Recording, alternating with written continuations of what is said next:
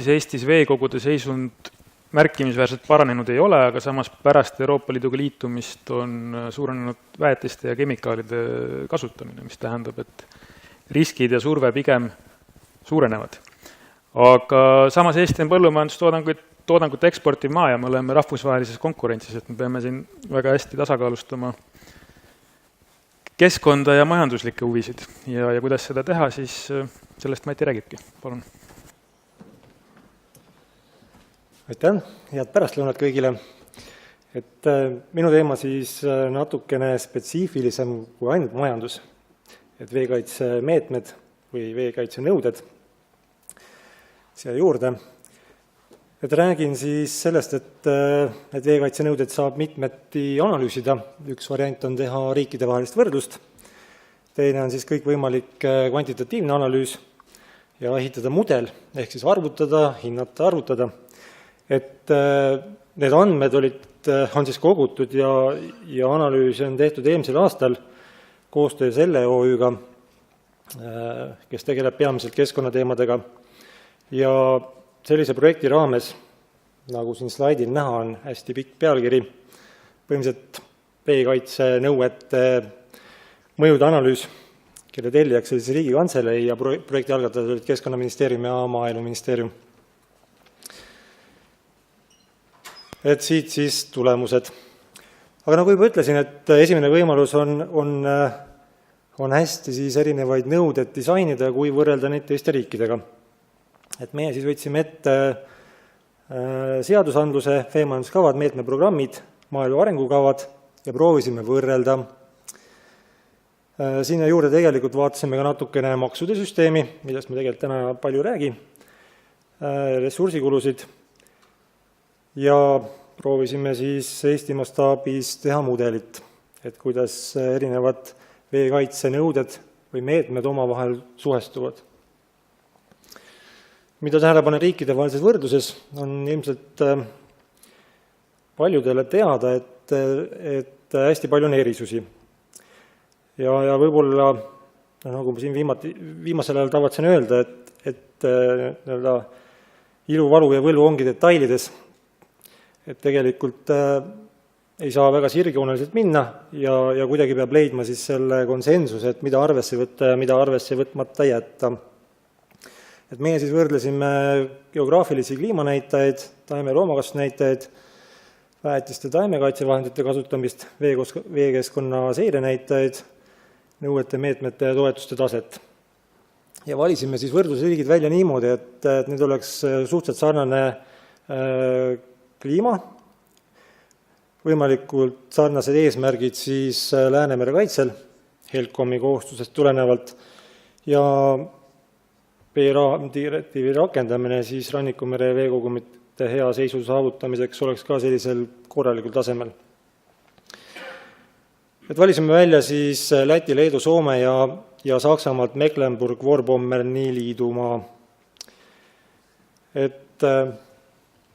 Nagu slaidid näha, siis riigid on ikkagi küllaltki erinevad, et nii oma rannajoone pikkuse poolest Läänemere suhtes, kui ka siis veeerosiooni intensiivsuse poolest, mis tuleneb geograafilistest näitajatest. Samas siis aasta pikaline keskmine sademete hulk on küllalt sarnane ja tõusev, ja samuti siis keskmine temperatuur on küllalt sarnane, küll siis Saksamaa pool soojem. Ja NTA paiknemine ka, et küllaltki võrdses ulatuses. Leedu, Soome ja Mecklenburg-Vorpommerni puhul on tegelikult see erisus, et kuigi on kehtestatud kogu territoorium, siis see ei ole spetsiifilise piirkonna järgi, vaid rakendatakse tegevuskava kui sellist, mis on sarnane NTA geograafilistes piirides toimivate nõuetega. Võimalik on võtta aluseks veel põllumajanduse näitajaid, osakaalu SKT-st. See on küllaltki sarnane õnneks. Ülejäänud majandusnäitajad on küllalt erinevad. Ja oluline on kindlasti siis põllumajandusliku maa pindala, et Eesti on kindlasti üks väiksemaid riike Euroopa Liidus ja sellest tulenevalt tekivad ka teatud erisused. Siis eriti kui me jälgime taimetoitainete leostumist ja nende kogust siis kohalikesse järvedesse, aga ka siis Läänemerre. Ja kindlasti tootjate struktuur on väga erinev, et Eestis, nagu varem juba siin mainiti, on suund sinnapoole, et üle 100 hektarilisi tootjaid on mõnevõrra rohkem kui mõnes teises riigis, näiteks Lätis, Leedus ja isegi Soomes. Ja me oleme tegelikult võrreldavad siis Mecklenburg-Vorpommerniga. Nii imelik, kui see ka poleks. Riikide võrdluses võib kõrvale tuua ka veel mõningaid teisi riike. Vaatasime ka Poolat, Rootsit, Taanit, Ungarit. Siin juures on oluline kindlasti siis keskmine teravilja osakaal tootmistüüpides, mis Eestis jääb 38,2% juurde. Teistes riikides on see mõnevõrra kõrgem. Ja oluline siis erinevate tootmistüüpide jaotus. Et Eesti on siis kindlasti sinna suunas, et piima tootmises on keskmiselt rohkem maad.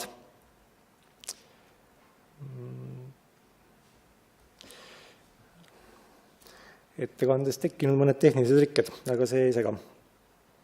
Siis majandusnäitajate alusel võrdlemine, et tegelikult küllaltki võrreldamatud tulemused. Täna käisin läbi kogutoodang. Eesti tegelikult kogutoodangu osas on siis samuti üks väiksemaid. Teravilja tootmise siis 586 eurot hektari kohta, teistes riikides see mõnevõrra kõrgem. Samal ajal, kui me jagame siis töötajate arvu peale või tööühikute peale, siis me oleme väga tootlikud. Et siit kohalt ka minu varasemad küsimused. Et kui Euroopa Liidus võrreldakse riike mõne teise näite alusel, siis me paistame küllalt head. Piimatootmise koha pealt siis Eesti näitajad mõnevõrra paremad, pilt natuke kirjum, aga siiski Taani, Saksamaa tervikuna Mecklenburg-Vorpommern on meist ikkagi kordades üle. Et siit siis nagu konksu koht, et kui me hakkame ka siis veekaitse nõudeid võrdlema, mis mõjutavad konkurentsivõimet, siis tegelikult me jõuame olukorda, kus me peame kuidagi toime tulema nii-öelda mitte võrreldavate näitajatega. Siin veel slaid ka siis netolisandväärtuse kohta, mis käis läbi. Võtsin välja piimatootmise ja samuti siis väga väike. Mis küll on väga huvitav on see, et Soomes on siis netolisandväärtus langenud väga madalale tasemele ja tegelikult siis vaadates toetuste taset, siis see on ülikõrge. Et see on üks huvitav koht ja ka ilmselt tulevikus väga ülioluline koht, et kuidas soomlased lähevad edasi ja kuidas meil siis kujuneb. Ja toetuste tasemest spetsiifilisemalt maki koha pealt, et teatavasti on pandud eesmärgid, et kui suur osa on seotud siis keskkonnasõbraliku majandamisega ja üldse pindalaga, kus rakendatakse elurikkuse ja maastiku elementide meetmeid. Eestis on selleks protsendiks 70,2, mis on ülisuur, nagu te näete, et Soomes on vasta protsent 81,8, mis on üks liikmesriikidest suurim. Ja see tähendab seda tegelikult, et 90% Soome tootjatest on liitunud ka keskkonnasõbraliku majandamisskeemiga. Eestis see paraku nii ei ole, et meil on tegemist ligikaudu 1300 tootjaga, kes on antud skeemiga liitunud ja selles mõttes näitajad natuke madalamad. Ja vastavalt siis tuleb võrrelda MAK eelarve taset ja osatähtsust. Et mõnes mõttes see Soome näide on nüüd see näide, et kui tahta palju saavutada keskkonnanäitajates, siis ilmselt tuleks panna ka palju raha. Aga teiselt poolt peaks siis vaatama, et mis üldiste või põhiliste majandusnäitajatega juhtub. Et need ei tuleks väga alla, et toetused ei mõjutaks väga palju siis riikide vahelist konkurentsi ja omakorda siis ei teeks tootjat laisaks.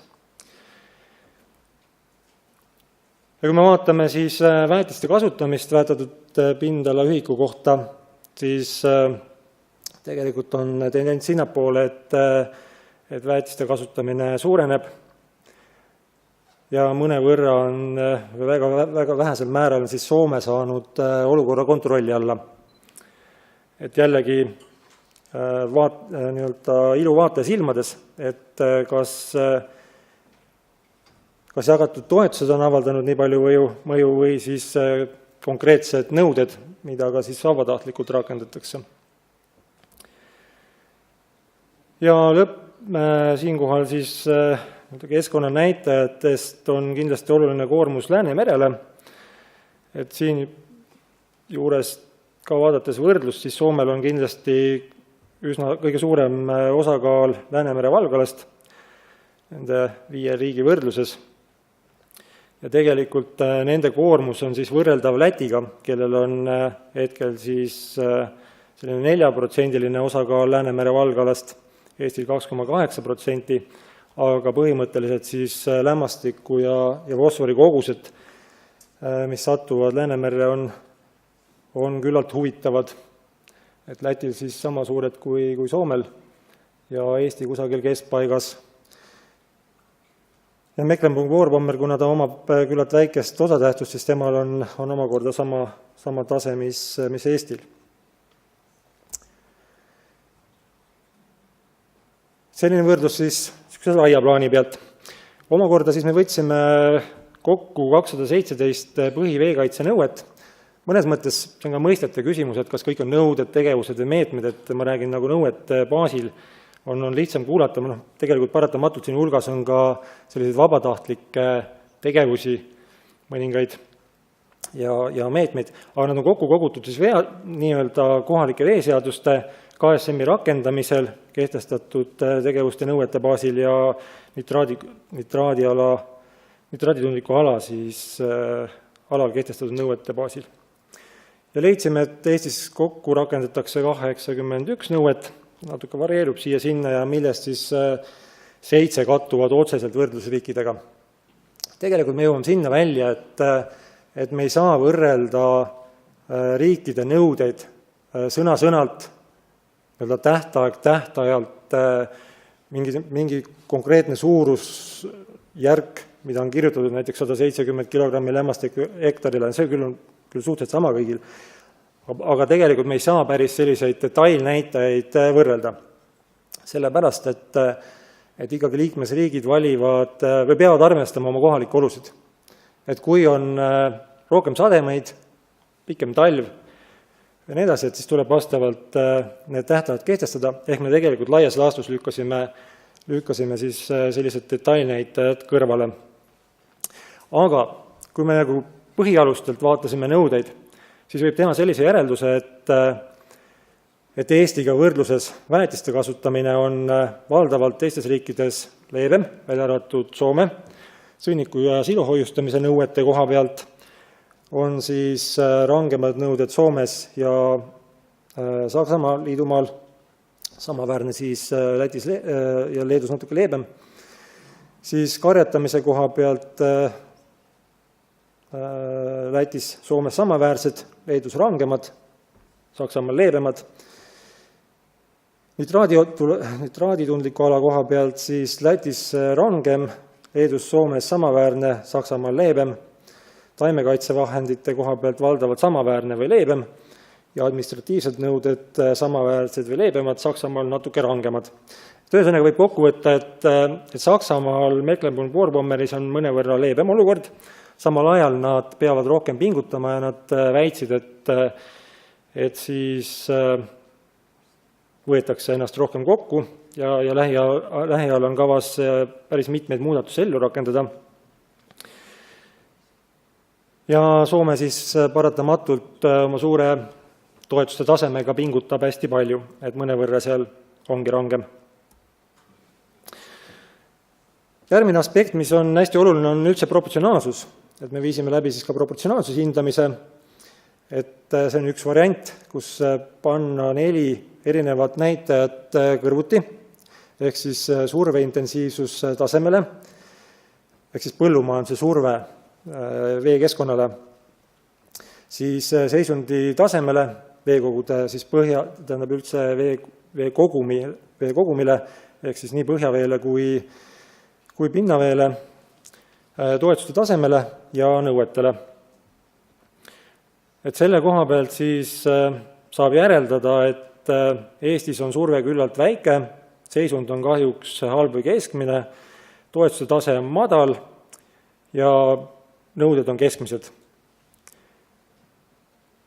Et kriitikanooti, mida saab siis visata, on just selles, et me tahame põllumajandustootjatelt väga head täitmist, samas me ei leia vahendeid, et piisavalt siis tagada sellist konkurentsivõimet, mida me teiste riikidega võrdluses näeme.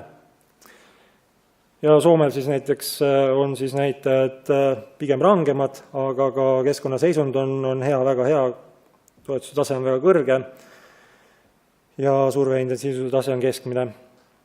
Et kelle mahti saab aruandest rohkem lugeda, süübida. Jõuan siis veel rääkida kvantitatiivsest analüüsist, et tegelikult tegemist on küllalt komplekssüsteemse analüüsiga, et tegelikult tuleks võtta aluseks veekeskkonna koormusnäitajad ja iga nõude siis tulemus või tõhusus, siis saab hinnata nõuete ulatust tootjate suhtes, ehk tegelikult kõik nõuded ei mõjuta kõiki tootmistüüpe ja kõiki suurusgruppe võrdselt. Kindlasti tekivad nõuete rakendamisega kulud, administratiivsed ja investeeringuvajadused ja kindlasti siis nõuded mõjutavad tootjad saamata jääva tulu osas ja omakorda siis investeeringutega, et on vaja ellu viia mitmed investeeringuid, mis siis omakorda võivad osutuda võimatuks ja mis omakorda mõjutavad koheselt tootmisstruktuuri, ehk näiteks väikesed majapidamised kaovad ära, kui neile tekivad liiga karmid nõuded. Seda oleme juba mitu korda ka ilmselt viimase 20 aasta jooksul näinud. Et mis on positiivne on see, et meil on väga palju arvandmeid. Et PRIA register on olemas, FADEN teiste ettevõtete andmebaas on olemas, MAKI seire on olemas, Statistikaamet on olemas ja suurepärane Keskkonnaagentuuri poolt läbi viidud seirepunktide võrk on olemas.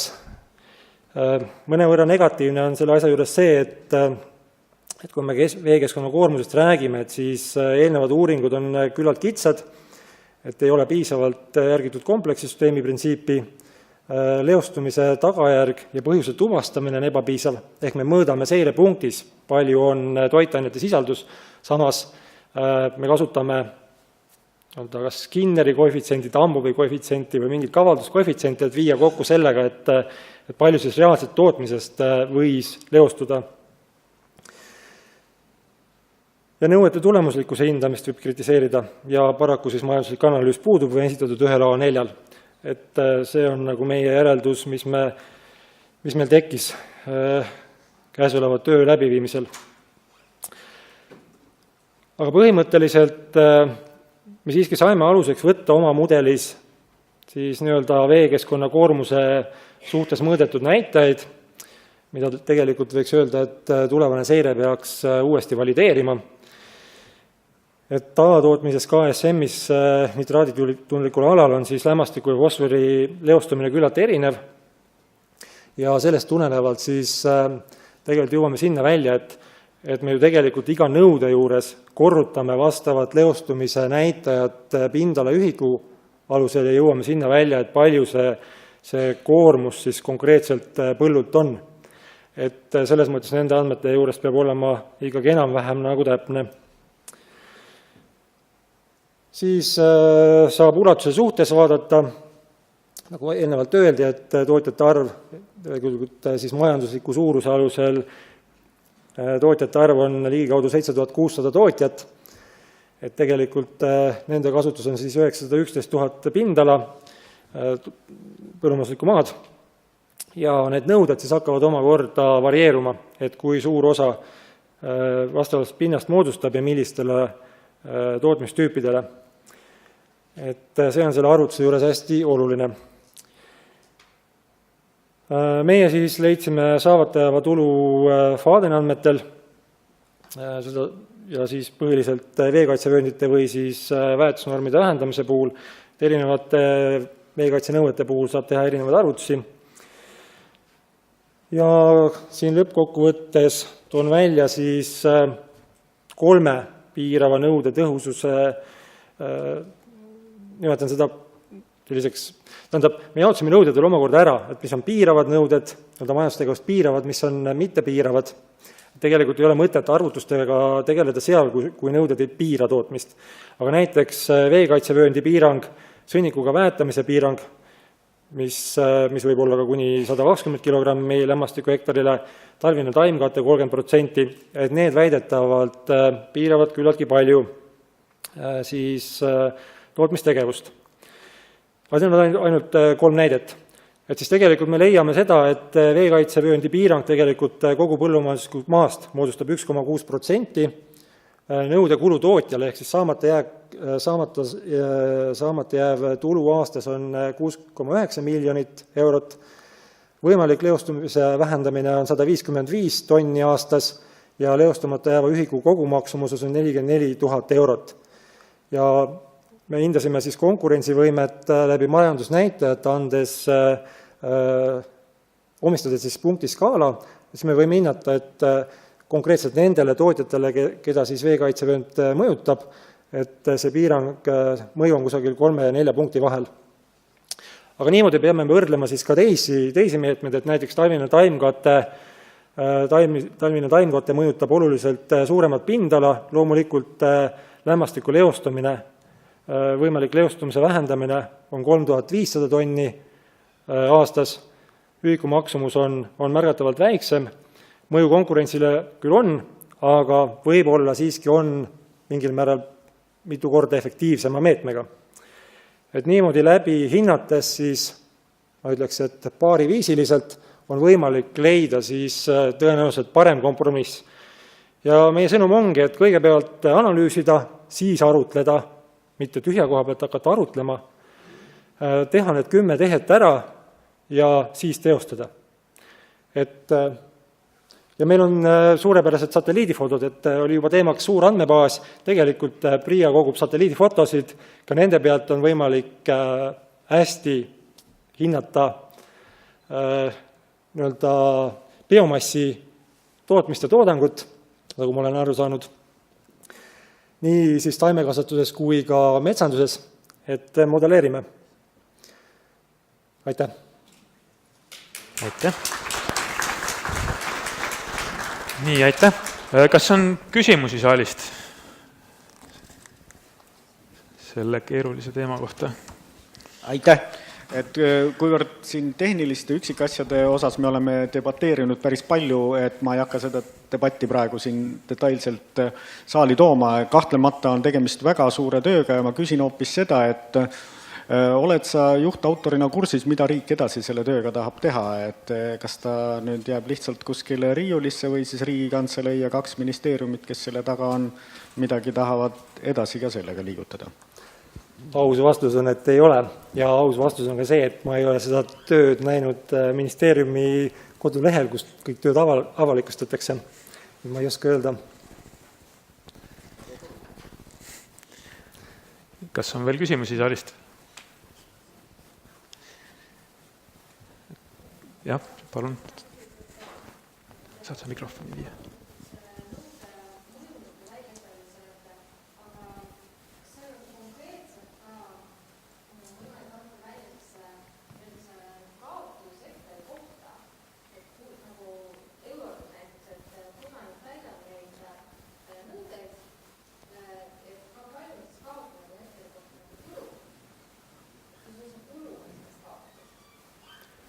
Ja ikka on, selles mõttes, et